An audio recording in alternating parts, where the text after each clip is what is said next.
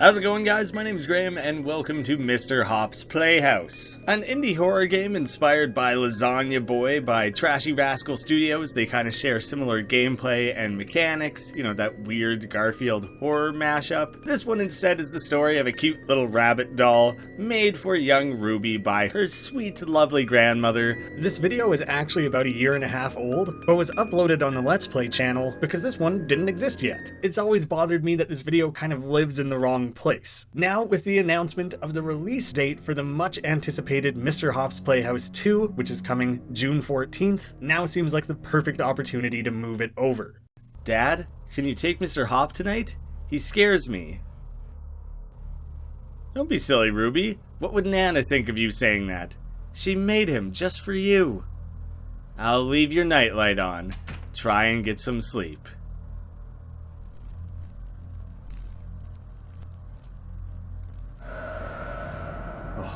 The horrors.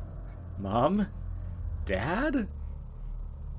Now, right up top here, I'm going to assume that everyone has seen at least one proper full playthrough of this game. So I left that in there for a little bit of like story, context. But I'm basically only going to be showing the secrets and the endings and things. So huge spoiler territory. Only watch this if you've actually seen, witnessed, experienced this game before in some way.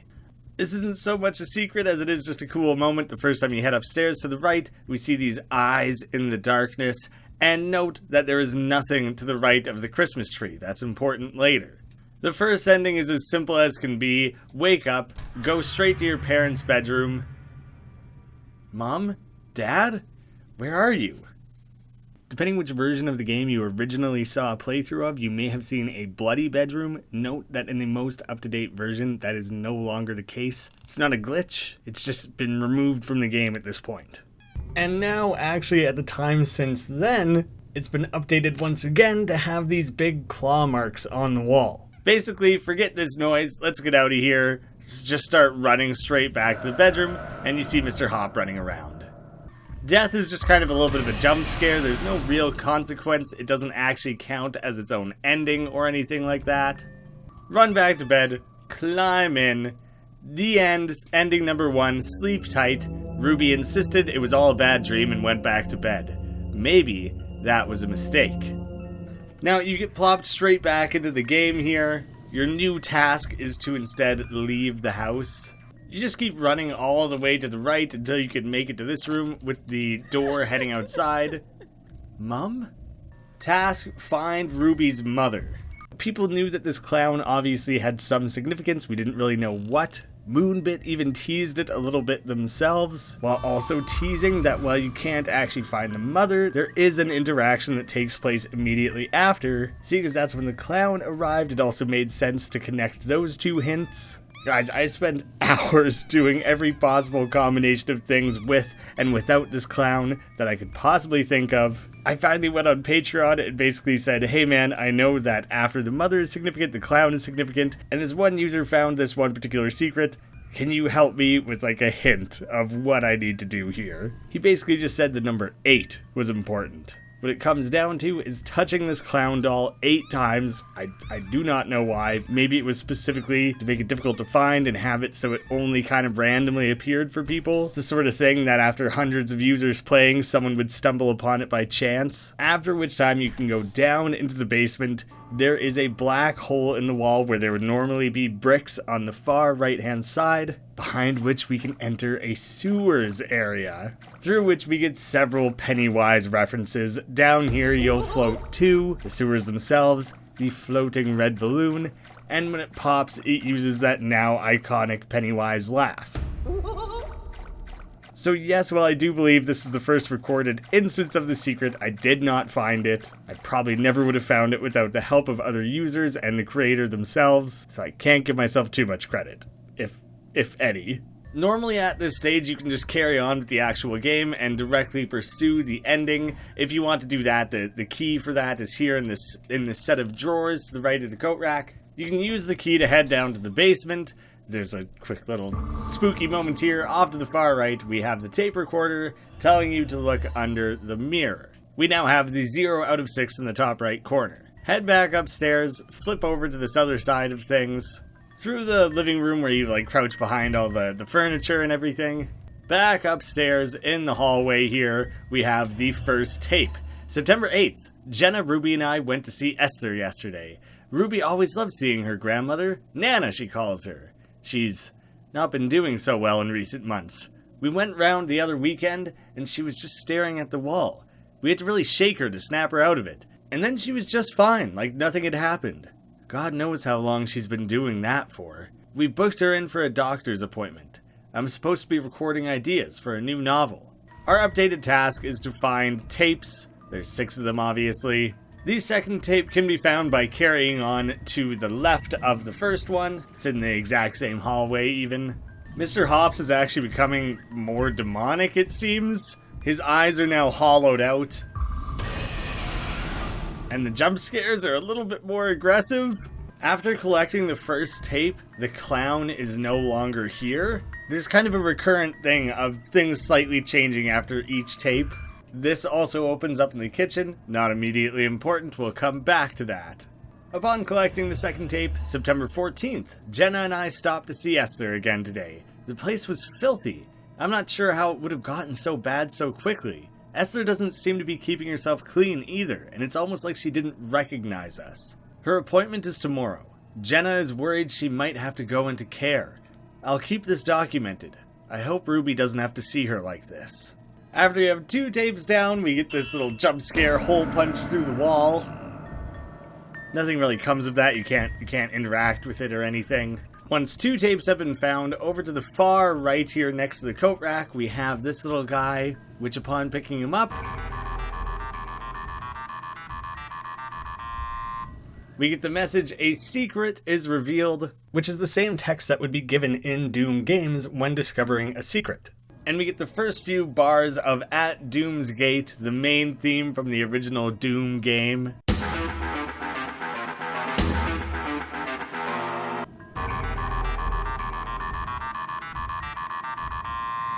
I like the idea of a secret unlocking another secret. It's kind of a cool little layering of Easter eggs. It only makes sense in a game about a giant rabbit, even if Easter and rabbits together doesn't make sense.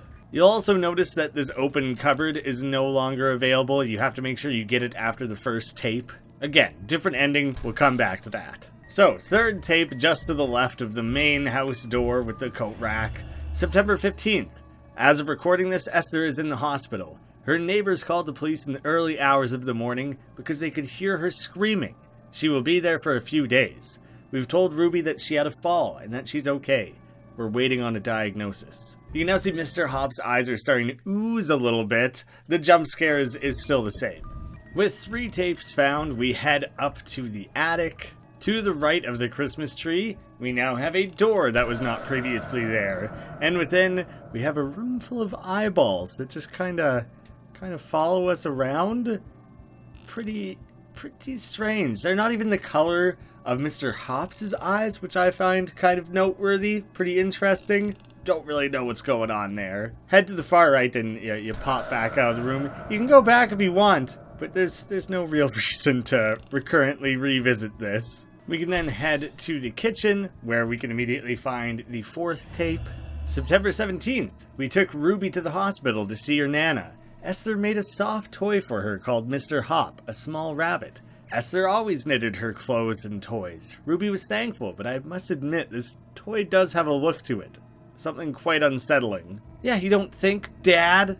Something I can add in here. Mr. Hops 2 actually acts as a prequel to this game, showing the story of Esther herself first getting the Mr. Hops doll. It's something she receives, doesn't make. I'll be curious to see if this bit of continuity is being retconned with that prequel, or if Esther lied to try and mask how truly evil this doll is. Why would she do that to her granddaughter?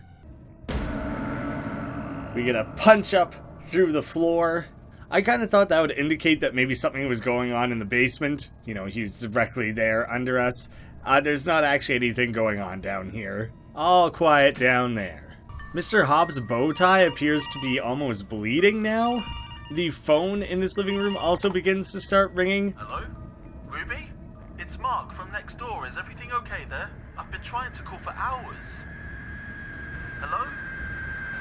Ruby? We don't really know what's going on there. Don't know if Mr. Hopp got to him. But obviously he's aware that something is going on over at our place. Interesting that he calls us specifically and not our parents. With 4 tapes found, if we go all the way back upstairs and over to our room, it's only for a brief second. You kind of have to be prepared for it, looking for it a little bit, or it's easy to miss. We actually have a cool little reference. We have Slenderman standing in the window. But now he's gone again. That's it. He's not suddenly also chasing us in addition to Mr. Hopp. It's a very brief cameo, I guess you would call it. I hadn't actually found this in that original version of the video, so maybe it was added in after, I don't know, but alternately you might discover Miss Bow or Mr. Stripes during this very same moment. That's a cool little tease of what's to come with Mr. Hops 2. Head back upstairs to the attic. Next to the ladder here on the little chest, we have our 5th tape. September 19th. We just had a call. Esther passed away in her sleep. The doctors couldn't give us a diagnosis, and even said this sudden passing is bizarre. We will have to tell Ruby when she gets home from school. This isn't going to be easy on any of us.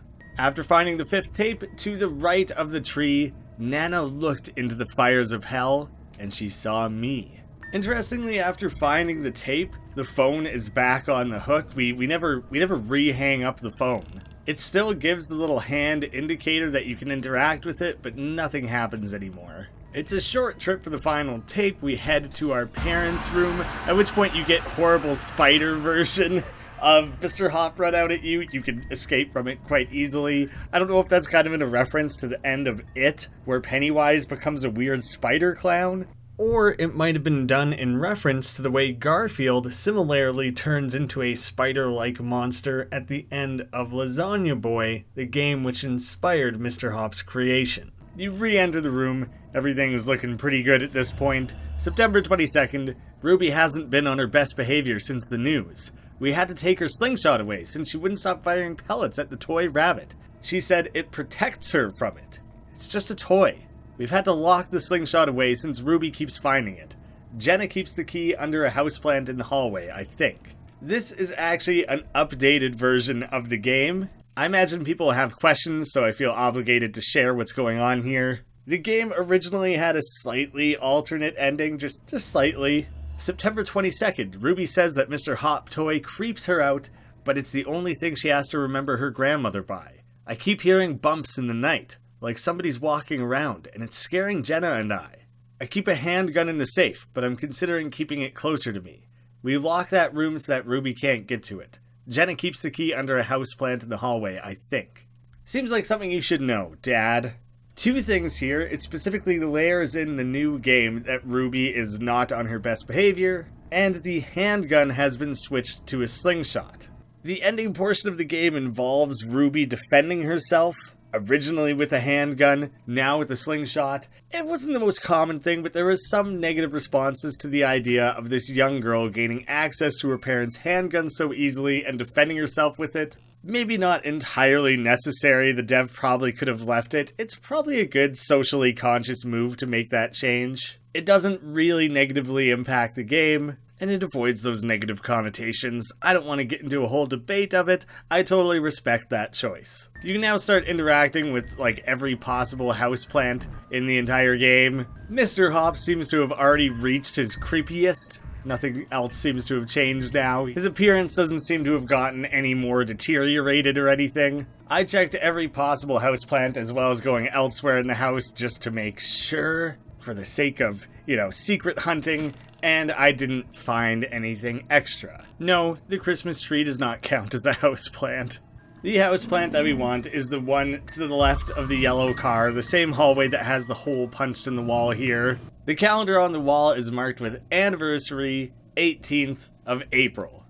With the key, we can head back to the bedroom, unlock the door in which we have this little vault. I'm fairly certain this is the secret that's unlocked by collecting the Doomguy earlier in the game. I have no idea where people pulled 1987 from. I have to imagine that was just some trial and error. Unfortunately, I've lost the thread of who originally discovered that one, so I can't really say how they figured it out. The original Doom game came out in 1993, so that doesn't fit. It's probably a reference that I just don't appreciate, not knowing the franchise very well. But when you put in 1987, you get a scarred up Golden Freddy. I honestly don't know if it's Freddy or Golden Freddy. I've been told it's Golden Freddy. Another cool little cameo Easter egg. Really what we want is that anniversary from the calendar, April 18th, 1804, in which we get a slingshot that actually looks like rabbit ears, which is pretty funny. When you head down the stairs, we get Mr. Hopp running straight at us. You can fend him off with your slingshot. We don't have to worry about anything anymore. We're invincible. I went on a pretty thorough hunt of things with the slingshot. There didn't really seem to be anything I could break, except for one thing that I will cover when talking about the next ending. Now making our way towards the exit of the house. Ruby, come and give your Nana a big kiss. Oh, Nana, what's you doing here? What brings you to our home? Thought you died.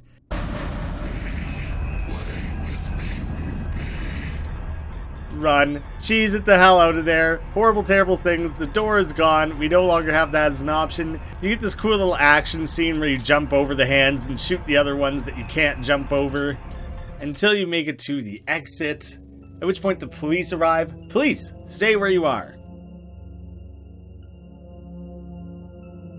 We get Ruby looking back from the police car at the house. She sees Hops looking spooky in the window. His face changing. Ruby escaped. Ending, escape artist. I also want to compare this to the ending when you originally played with a handgun. When you came outside, armed police, drop the gun now. Obviously it's a little intense when a girl runs out of a house with a gun. It felt a little extreme maybe. I can see why they maybe chose to change it so a SWAT team wasn't pointing their machine guns at this little girl. But that means that we also no longer have the scene of the police finding the bloody bedroom, and we no longer have the investigative team finding a innocent looking doll in the house with no indication of anything else happening there. There had actually been a running theory that maybe Mr. Hops was never actually real, and that Ruby had snapped after the death of her grandmother and shot and killed her own parents. Mark heard the gunshot, he's calling concerned. The cops conveniently show up because he eventually reported things. At the end here, the police officer just finds a regular rabbit, nothing is amiss. It was becoming a really popular theory. Specifically addressing this, I leave this up to the player's view, honestly. So many different perspectives have been put forward, and it's pretty amazing. It's whatever makes the most sense to you. So whether or not you think Ruby did it, or Hops is actually possessed, it has been left open to your interpretation, which I think is very generous and fun of the developer to leave that open to us. Put it out in the world and let people do with it what they will. But the changes to the game here are interesting, because they simultaneously add to it and go against it. This new tape says that Ruby has been misbehaving. Maybe she's been acting out a little bit, but we no longer have the bloodied bedroom or the handgun. I don't believe the developer is intentionally favoring one ending over the other, seeing as they're totally cool with people interpreting it how they will. Maybe that was even intentional. By removing the handgun, you potentially completely remove that interpretation, and so including the stuff about Ruby's behavior balances that out a little bit. One funny thing is that your character still lights up when shooting the slingshot as if there was a muzzle flash from the gun. That seems like maybe a little bit of an oversight. I think it's just kind of funny now. Because this is the most up-to-date ending, the one without the bloody bedroom, the one where Mr. Hops does appear to be possessed, I would say that this is the one that we should put more weight in when talking about the actual story here. But because people who have seen past playthroughs might be like, what's going on? I thought I remembered this ending differently. I do want to show that other ending. So I kind of pointed out teases of how to achieve the other ending. Since I've kind of laid that out, I can breeze through the walkthrough of that one fairly quickly. Play as you normally would. After collecting the first tape, we're going to make our way to the kitchen. Something you may have noticed in the previous playthrough is the little hand symbol that comes up at this part of the couch. It might be really unclear why specifically there. There doesn't seem to be anything to interact with. I can now draw attention to this little rag on the floor. That is the important piece. As I highlighted previously, when you arrive in the kitchen, after one tape, and only after one tape, this is your only chance to do so, you can collect the lighter fluid. If you screw up, which I did, then you can come back here and you'll see that the lighter fluid remains collected. You don't have to run back and recollect it, which is very nice because it's quite a long ways out of the way of tape number 2. Collecting the lighter fluid itself acts as a checkpoint of sorts. You don't have to do it every single time that you reset. Once you have the slingshot in hand, head right back up the stairs immediately where you just fought Mr. Hopp, and you can shoot this one plant pot, through which you get the box of matches. If some of you haven't seen this ending before, maybe you're already starting to piece together where this might be going. Head back to the rag that I had previously pointed out. We have the lighter fluid and the matches. When you interact, Ruby used the lighter fluid and the matches. With the fire lit, we head back out to the main foyer. We get our call from Nana. Again, we are still running away from Mr. Hopp. Here you can see that the muzzle flash doesn't happen. It was properly removed from that sprite. As we leave, Ruby. Save us, Ruby. Save your family. Ruby escaped, ending Firestarter. That ending appears to have been unchanged across the different versions.